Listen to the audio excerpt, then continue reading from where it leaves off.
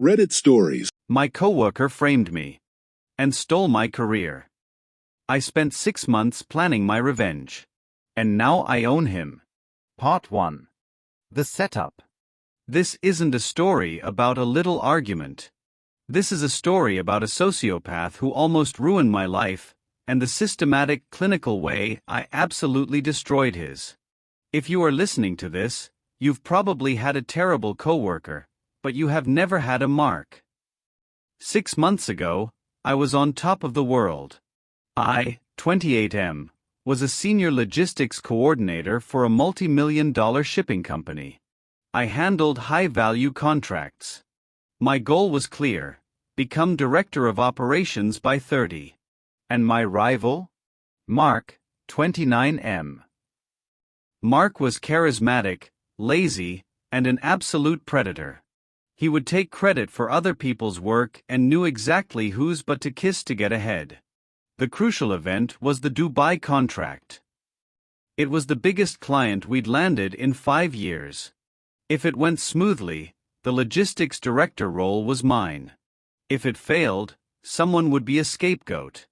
The CEO, Mr. Hastings, a terrifying old man who values loyalty above everything, personally told me, "This is your project, my name. Don't screw it up." Mark knew this. For 3 months, he was suspiciously helpful. He was too nice. He offered to double-check my compliance paperwork for the international customs clearance. He kept saying things like, "We're a team, man, I want us both to win." Like a fool, I trusted him. I let him have access to the final compliance files the night before they had to be submitted to Dubai Customs. Part 2. The Betrayal. The next morning, I arrived at 8 a.m., ready to hit submit. The file was missing from my desktop. Panic set in. I called Mark, but his phone was off. I scrambled to find the backup. I finally found it, but it looked strange. I didn't have time to double-check. I submitted it. 2 days later, the catastrophe hit. The Dubai shipment, worth $10 million in specialized medical equipment, was seized and impounded by Dubai Customs. The reason? The compliance paperwork contained fabricated environmental reports and illegal hazardous material classifications. It wasn't just a mistake, it looked like intentional sabotage to trigger an international investigation. Hastings called me into his office. He wasn't yelling. He was quiet. That was worse. Mark was already there, looking devastated. "Do you know how much this mistake will cost us?" Hastings asked. "Sir, I checked that file multiple times," I stammered. Mark jumped in, his voice cracking with sympathy. "Mr. Hastings, I saw my name working on that file late last night. I offered to help, but he was very erratic. He said he was going to cut some corners to ensure we hit the timeline. I tried to stop him, but I had to go home." My jaw dropped. The audacity was unbelievable. "Mark, you're lying." I shouted. Hastings held up his hand. "Mark, did you save any of the communication?" Mark nodded and pulled up his laptop. He showed the CEO an email trail from my account to Mark, time-stamped the previous night. The emails were horrifying. "I'm going to forge the environmental report. The Dubai team won't check. Don't worry, Mark, I'll delete this later." I had never seen those emails in my life. I hadn't sent them. Mark had compromised my computer, sent the emails, and then deleted them from my sent box. I had no defense. Mark had his fake concerned face, and I had nothing but rage and shock.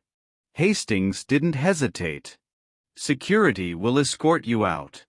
I'm contacting our legal team.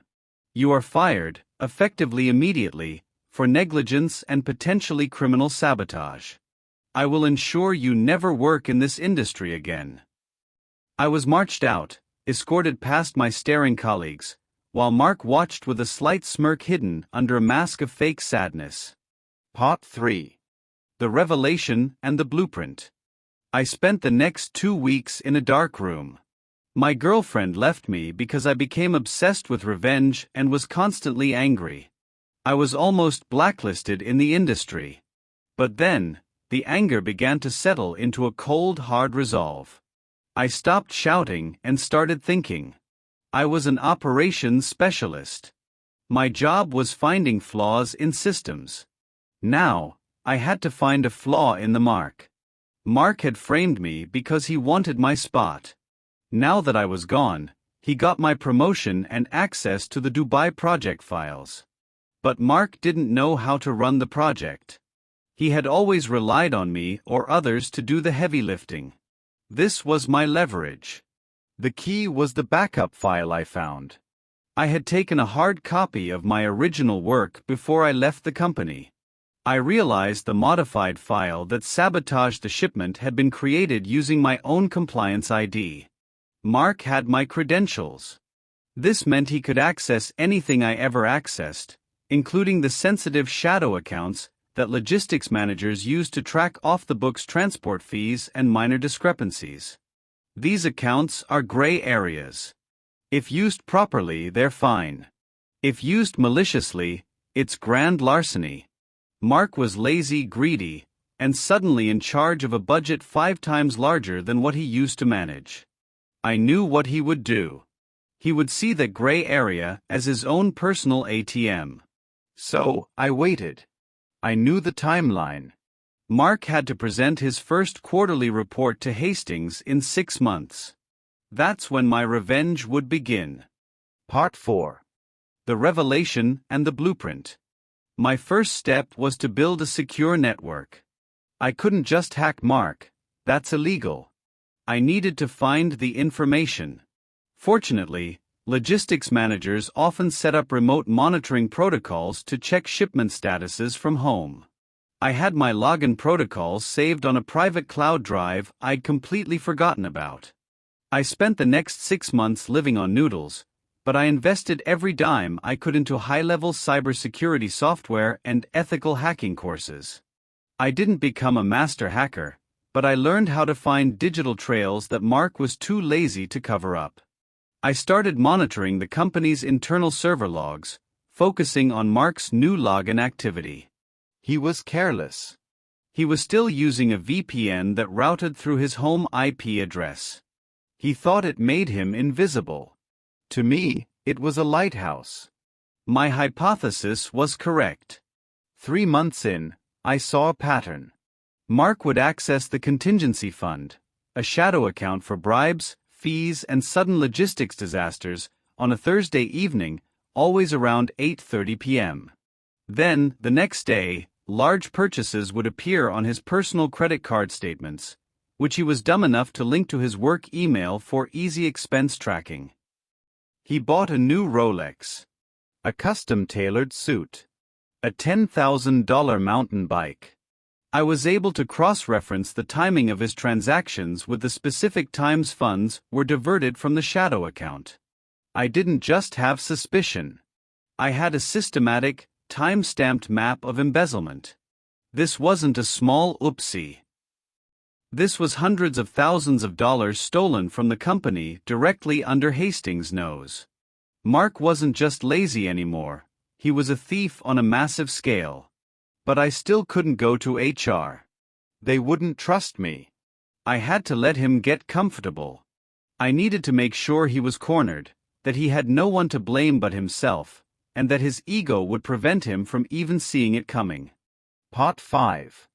The Gathering of Shadows. My next move was recruitment. Mark had managed to alienate half of my old department in my absence. They hated him. I contacted my former assistant, Chloe, 24F. I met her in a dive bar, miles away from the office. She looked terrified. They are threatening to sue you, my name. Don't be seen with me. They won't sue me, Chloe. Mark framed me. And I'm going to destroy him. But I need your help. I need access to the final presentation files he's preparing for Hastings. Are you insane? He stores that in his admin locked folder. Only he and Hastings have the key. I smiled. Mark is the director of operations. He has the key. And I have Mark's password. I had watched him enter it in his reflection during one of our work bestie video calls. It was the name of his dog followed by his birth year. Simpleton. Chloe hesitated. What's in it for me? You're miserable, aren't you? If this works, Mark is gone. And if my plan works perfectly, there will be a vacancy. And a massive scandal, which means the company will be looking to promote someone untainted by the old regime. That's you. She gave me a nervous grin. Okay. What do I do? Chloe became my inside operative. For 2 months, she didn't do anything visible. Her job was to observe Mark's stress levels and his schedule. When was he stressed? When did he go for lunch? When was his secretary most likely to be away from her desk? This was psychological operations. We needed to know when he was at his most vulnerable. We learned that every Friday, Mark would leave for a 2-hour lunch to have drinks with a junior executive at a hotel bar. This gave Chloe a reliable window. Part 6. D-Day, the presentation. The big presentation was scheduled for a Monday morning. Hastings, the entire board of directors, and the VP of operations from our parent company in Europe were present. Mark's future was about to be cemented. The Friday before the presentation, Mark left for his 2-hour lunch. Chloe acted. She sat at my old desk, the one closest to Mark's private office. She pretended to take a personal call, but her laptop was connected to the internal server. Using the login credentials I had patiently pieced together and Mark's dog's name, I accessed his admin-locked folder remotely from my living room, using Chloe's connection as a proxy. I found his presentation file, Dubai Project, Q1 Review. I opened it. It was beautiful. Mark was a fantastic liar. The charts showed a project that was recovered, streamlined, and highly profitable. He was claiming he'd negotiated huge discounts from Dubai port authorities and implemented a new efficiency system. It was all lies. My monitoring had shown that he had actually bribed several key officials, using the contingency fund, and then manually altered the profit/loss statements to show a positive trend. This was perfect. He was presenting falsified financial documents to a board of directors, some of whom were from Europe and subject to very strict financial regulation. This wasn't just embezzlement, it was corporate fraud and a breach of international trade laws. I didn't delete his work. That would be messy. I added one single slide, right in the middle of his presentation. The slide had a title, The Real Dubai Numbers, a Study in Personal Gain. Part 7. The Final Blow. The Monday of the presentation arrived. Chloe texted me updates. Hastings just arrived. Looks angry already. Mark is looking confident. Too confident. Everyone's seated. The doors are closed. I was parked in a coffee shop across the street, nursing a single black coffee. I felt cold. Clinical. I had spent 6 months preparing for this moment. There was no more rage. Only execution. The presentation began. I could only imagine it. Mark would start, his smooth voice filling the room. He would highlight his successes, his recovery of the disaster I had allegedly created. The presentation was being shown on a massive projector. After 10 minutes of self-congratulation, he clicked the clicker to reveal slide 14. The slide on the screen was titled, Dubai Project, Q1 Bribes and Embezzlement. Below the title, the slide did not contain his fake numbers. It was a high-resolution chart I had spent a week perfecting. It showed the date, the specific contingency account number, the amount of money withdrawn, the signature used, Mark's encrypted digital signature, and then a matching line showing the specific date, amount, and location of Mark's luxury purchases. It listed the Rolex. It listed the tailored suits. It listed the $10,000 mountain bike. And at the bottom of the slide, in bold red letters, was the exact text message conversation Mark had with an official in Dubai, where he agreed to the bribe. Mark had sent it from his work-registered phone. The room went completely, utterly silent. For 5 seconds, the only sound was the projector's hum. Mark, realizing what he was looking at, desperately tried to skip the slide. But I had used a slight script to lock that slide to the screen for exactly 60 seconds. He started screaming. "It's a mistake. It's a glitch. Chloe, get security. My name has done this. He hacked us." Hastings, the terrifying CEO, stood up. He walked to the projector screen, his face a mask of cold fury. He didn't look at the slide. He looked directly at Mark. "Sit down, Mark," Hastings said, his voice quiet. The room was so silent that you could have heard a pin drop. "No one is leaving this room." He pulled his phone out and made a call. "This is Mr. Hastings. We require immediate police presence and the company's forensic accounting team in the main boardroom. This is an urgent case of embezzlement and fraud." Part 8. The Aftermath and the Crown. Mark was escorted out of that room not by security, but by 2 city police officers, while the VP of operations from the parent company looked at him with an absolute look of disdain. The forensic accounting team spent the next 4 hours matching every single transaction on my slide to the actual bank records. He had no defense. He tried to claim I had hacked his accounts to frame him again, but the police found his laptop still connected to the server, and the forensic accountant pointed out that even if I did the hack, the money had actually been moved, and the luxury goods were actually bought. Mark had the physical receipts. Mark's final text to me, right before they confiscated his phone at the station, was, "I will kill you." The next morning, Mr. Hastings called me. His tone was different.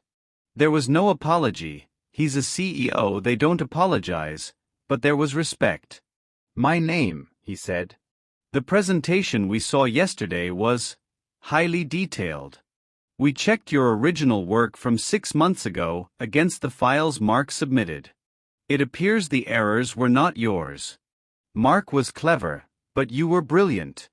It's a shame your method of delivery was so theatrical, but I can't argue with the results."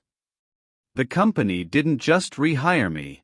They needed a director of operations, and they needed one fast to reassure the international partners that the Dubai project was in stable hands. The only person who knew the project better than anyone, and who had just demonstrated a near-terrifying level of operational and security expertise, was me. I walked back into that building with my head held high. My old desk was empty. Chloe was already packing up her things to move into my old office as my new senior logistics manager. Mark is currently in federal prison serving a 3-year sentence for grand larceny and corporate fraud. His life is ruined. He'll never work in this industry again, and he has to pay back the full amount of the embezzled funds. My revenge wasn't quick, and it wasn't messy. It was surgical. Mark thought he could use my career as a stepping stone. Instead, I used his greed to build my own throne. I don't just have my job back. I have the power he so desperately wanted, and I used it to destroy him. So, to my coworkers, be very careful about who you frame. Some of us don't just get mad. We get even. Part 9. Final thought. So, that's my story. It's been 6 months since I got my promotion.